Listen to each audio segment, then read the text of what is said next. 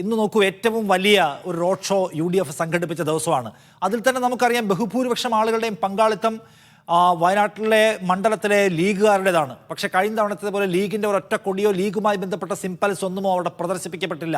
കഴിഞ്ഞ തവണ അത് ഉണ്ടാക്കിയ പൊല്ലാപ്പ് നമുക്കറിയാം. കോൺഗ്രസിന് വലിയ തോതിലുള്ള ഹേറ്റ് ക്യാമ്പയിൻ അഭിമുഖീകരിക്കേണ്ടി വന്നു നോർത്തിൽ. അതുകൊണ്ട് ഇത്തവണ അത് ഒഴിവാക്കിയത് കോൺഗ്രസിന്റെ ദേശീയ നേതൃത്വം തന്നെ അത്തരം വിവാദങ്ങളുടെ സാഹചര്യം ഒഴിവാക്കണം തീരുമാനിച്ചതാണോ, അതോ ലീഗ് പ്രവർത്തകർ ലീഗ് നേതൃത്വം തന്നെ സ്വമേധയാ നമ്മളായിട്ടൊരു പ്രയാസം ഉണ്ടാക്കേണ്ടതില്ല എന്ന് തീരുമാനിച്ചതാണോ?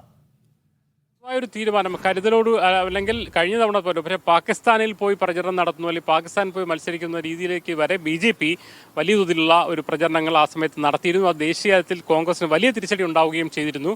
അതുകൊണ്ട് തന്നെ വയനാട്ടിലൂടെ മത്സരിക്കുമ്പോൾ അത്തരം വിവാദങ്ങൾക്ക് ഇട കൊടുക്കാതിരിക്കുക എന്നതുകൂടി കോൺഗ്രസ് നേതൃത്വം തന്നെ തീരുമാനിച്ചിരുന്നു. എൻ്റെ ധാരണപ്രകാരമാണ് ആരുടെയും കൊടി വേണ്ടതില്ല, ബലൂണുകളും മറ്റ് തോരണങ്ങളും മാത്രമായിട്ട് റോഡ് ഷോയ്ക്ക് പോയാൽ മതി എന്നൊരു നിർദ്ദേശമാണ് താഴെത്തട്ടിൽ നൽകിയിരുന്നത്. അതിൻ്റെ ഭാഗമായിട്ടാണ് കോൺഗ്രസിൻ്റെയോ അല്ലെങ്കിൽ ലീഗിൻ്റെയോ മറ്റേതെങ്കിലും ഘടകകക്ഷികളുടെയോ ഒരു കൊടിയും ഇല്ലാതെ മുന്നോട്ട് പോയത്. അതൊരു പക്ഷേ കേരളത്തിൽ വരും ദിവസങ്ങളിൽ പക്ഷേ LDF അത് പ്രചരണ ആയുധമാക്കിയേക്കും. കാരണം മുസ്ലിം ലീഗിനെ അവർക്ക് നിലനിർത്താൻ കഴിയാത്തത് കൊണ്ടാണ് അങ്ങനെ ഒരു തന്ത്രമായ സമയം സ്വീകരിച്ചുള്ള പ്രചരണം നടത്താൻ സാധ്യതയുണ്ട്. അതേസമയം എന്ത് തന്നെ വന്നാലും ദേശീയ തലത്തിൽ BJPക്ക് ഒരു വടിയെടുക്കുന്ന തരത്തിലുള്ള പ്രചരണ മെറ്റീരിയലായി അതിനെ മാറ്റേണ്ടതില്ല എന്നൊരു ധാരണ തുടക്കം മുതൽ തന്നെ ഉണ്ടായിരുന്നു. കഴിഞ്ഞ തവണത്തെ തെരഞ്ഞെടുപ്പ് വീഴ്ചയുടെ അല്ലെങ്കിൽ ആ സമയത്തുണ്ടായ തന്ത്രങ്ങളുടെ ആ ഒരു എതിർ വിമർശങ്ങളുടെ പശ്ചാത്തലത്തിലാണെന്ന് കരുതാൻ. അതാണ് ഞാൻ പറഞ്ഞത്.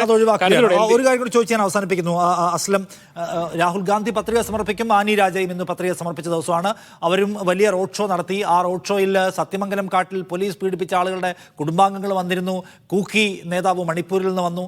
അപ്പോൾ ആനി രാജ ഒരു ടവറിംഗ് ലീഡറാണ് ലെഫ്റ്റിനെ സംബന്ധിച്ച്. അവർ വരുന്നു, അവർക്ക് വേണ്ടി എല്ലാ വിഭാഗം ആളുകളെ അണിനിരത്താൻ കഴിയുന്നു. സോ രാഹുൽ ഗാന്ധിക്കെതിരായിട്ടുള്ള പോരാട്ടത്തിൽ ആനി രാജ ഒരു തികച്ചും ദുർബലയായ ഒരു സ്ഥാനാർത്ഥി എന്നൊക്കെ പറയാൻ കഴിയുന്നതിനപ്പുറത്തേക്ക് അവർ പ്രചരണത്തിൽ വളർന്നു കഴിഞ്ഞിട്ടുണ്ടോ?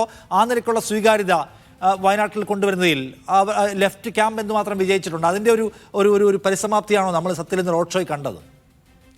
നിഷാദെ, ആനി രാജയെ പ്ലാൻ അല്ലെങ്കിൽ അവിടെ സ്ഥാനാർത്ഥിയാക്കാൻ ഉദ്ദേശിച്ച മുതൽ തന്നെ ഒരു ശക്തമായ മത്സരം അവിടെ കാഴ്ചവെക്കണമെന്ന് LDFന്റെ ക്യാമ്പ് തീരുമാനിച്ചിരുന്നു. അതിന് ഉതകുന്ന രീതിയിലുള്ള നടപടികൾ തന്നെയാണ്. ഇപ്പോൾ നമുക്കൊരു പക്ഷേ ഇന്നലെ രാഹുൽ ഗാന്ധി വന്നപ്പോൾ ഒരുപക്ഷെ UDFന്റെ പ്രകടനം നമ്മൾ കണ്ടിട്ടുണ്ടാവും. പക്ഷേ അതുവരെ UDFന്റെ ക്യാമ്പ് തണുപ്പ രീതിയിലായിരുന്നു. അതേസമയം ഈ സമയങ്ങളിലൊക്കെ തന്നെ സ്ഥാനാർത്ഥി പ്രഖ്യാപനം നടന്ന മുതൽ തന്നെ ചിട്ടയായ പ്രവർത്തനങ്ങളിലൂടെ ആനി രാജ ഒരു വശത്ത് സംഘടനാ തലത്തിൽ ബൂത്ത് തലത്തിലുള്ള പ്രവർത്തനങ്ങൾ ഒരു വശത്ത് LDF ക്യാമ്പ് സജീവമാക്കുന്നു. അതോടൊപ്പം തന്നെ ആനി രാജയ്ക്ക് ദേശീയ തലത്തിൽ തന്നെയുള്ളൊരു പ്രത്യേക ഒരു പ്രതിച്ഛായയുണ്ട്. കാരണം മണിപ്പൂർ മാത്രമല്ല വ്യത്യസ്തമായ വിഷയങ്ങളിൽ ദുരിതമനുഭവിക്കുന്ന ജനങ്ങൾക്ക് മുന്നിൽ എത്തുക, അവിടുത്തെ പ്രശ്നങ്ങൾ ജനുവിനായി തന്നെ ഏറ്റെടുത്തുകൊണ്ട് പരിഹരിക്കാനുള്ള ശ്രമങ്ങൾ നടത്തുക. ഈ ഒരു ക്യാമ്പയിൻ്റെ ഭാഗമായി അവർ നടത്തിയ എല്ലാ ഇടപെടലുകളെയും അത് വയനാട്ടിലെ മണ്ഡലത്തിൽ പരിചയപ്പെടുത്തുന്ന രീതിയിൽ അത് കൃത്യമായി തന്നെ വോട്ടാക്കി മാറ്റാൻ കഴിയുന്ന രീതിയിലേക്ക് പ്രചരണത്തിലേക്ക് പോകുന്നു. ഒരിക്കലും അവർ ദുർബലമായ ഒരു സ്ഥാനാർത്ഥി എന്ന് നമുക്കൊരിക്കലും പറയാൻ കഴിയില്ല.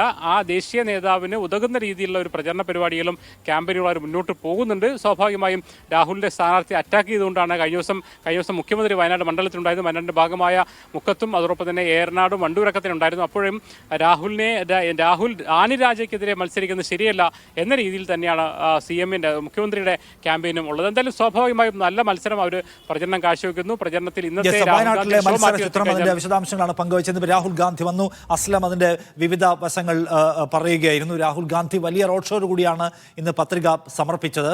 ആനി രാജയും ഇന്ന് പത്രിക സമർപ്പിച്ചു. രണ്ട് പ്രധാനപ്പെട്ട സ്ഥാനാർത്ഥികൾ